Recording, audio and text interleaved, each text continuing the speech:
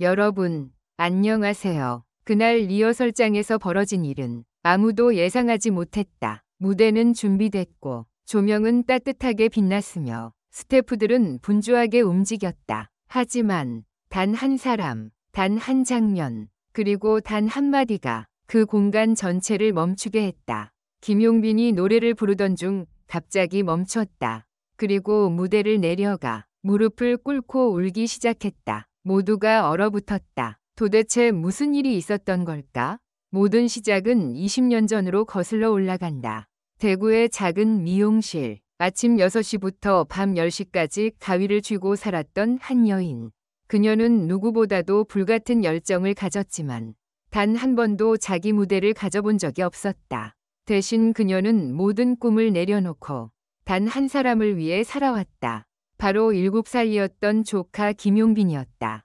그녀는 어쩌면 이 시대의 마지막 진짜 고모였다. 학원비, 레슨비, 무대 위상, 심지어 연습실 임대료까지 그녀가 감당하지 않은 건 없었다. 하지만 누구에게도 자랑하지 않았고 조카조차 모르게 모든 걸 감췄다. 세상은 김용빈의 성공만을 봤지만 그 이면에는 말없이 뒷걸음질 치며 자신을 지운 한 여인이 있었다. 그리고 그 여인이 드디어 단 한 번, 단 한 곡, 단 한 무대를 허락받았다. 한풀이 무대. 그녀의 인생에서 단 한 번 무대에 설 기회가 주어진 것이다. 그것도 바로 김용빈의 리허설장에서. 행사도 아니었고 방송도 아니었다. 하지만 그녀는 이건 내 인생의 마지막 무대라며 떨리는 목소리로 말했다. 그리고 마이크를 들었다. 김용빈은 처음엔 웃으며 바라봤다. 하지만 첫 음이 울려 퍼지는 순간 그의 표정이 달라졌다. 이건 장난이 아니었다. 고모의 목소리는 누군가의 인생 전체가 담긴 무게였다. 슬픔, 후회, 사랑, 분노, 감격, 모든 것이 그 하나하나에 녹아 있었다. 그리고 노래가 끝나기도 전에 김용빈은 눈물을 참지 못하고 무대 아래로 달려갔다. 그리고는 말했다. 이건 진짜 드라마입니다. 그 순간 무대 뒤에서 지켜보던 스태프들마저 눈시울을 붉혔다. 이건 연출이 아니었다. 대본이 없는 리허설 중 벌어진 가장 리얼한 인생의 무대였다. 수많은 가수들이 노래하고 수많은 무대가 존재하지만 이런 장면은 단 한 번도 없었다. 한 무대가 끝나자 사람들의 반응은 폭발적이었다. SNS에는 인생 통째로 감동이다. 고모가 진짜 주인공. 이건 방송에 꼭 나와야 한다. 는 댓글들이 쏟아졌고 제작진도 결국 이 장면을 정식 편집본에 포함시키기로 결정했다. 이 무대는 단순한 노래가 아니었다. 그것은 세대를 넘은 헌신의 서사였고 꿈을 내려놓은 이가 다시 꿈을 찾는 순간이었으며 김용빈이라는 이름 뒤에 숨겨졌던 진짜 가족 이야기였다. 이제 우리는 이 놀라운 순간의 전말을 파헤쳐보려 한다.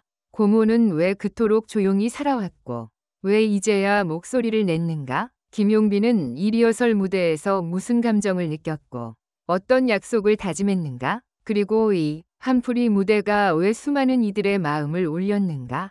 지금부터 펼쳐질 이야기는 그저 연예인의 비하인드가 아니다. 이건 우리 모두가 한 번쯤 경험했을 가족이라는 이름의 서사이자 세상에 조용히 존재해왔던 누군가의 인생 선언이다. 그날, 그 무대, 그 눈물, 그리고 그 진짜 드라마. 진짜 무대보다 더 진짜였던 리허설. 무대는 비어 있었다. 조명이 낮게 깔려 있었고 마이크 테스트 중이던 김용빈은 집중하고 있었다.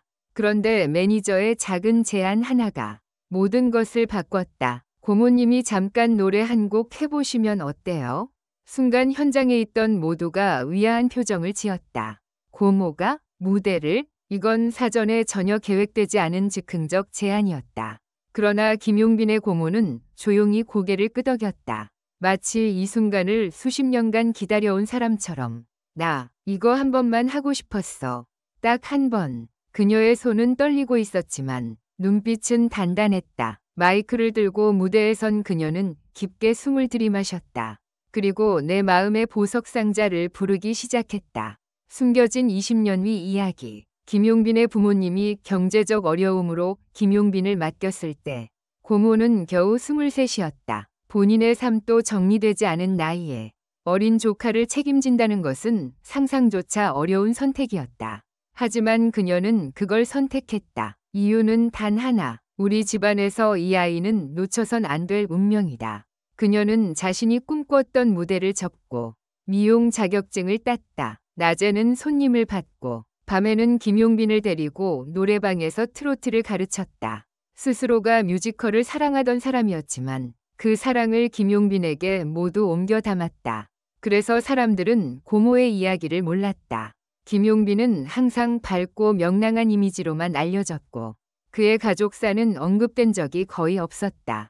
하지만 그 모든 배경에는 고모의 희생과 침묵이 있었다. 마이크 앞에 선 그녀, 그리고 멈춰버린 시간. 노래가 중반을 지나면서 스튜디오는 숨죽였다.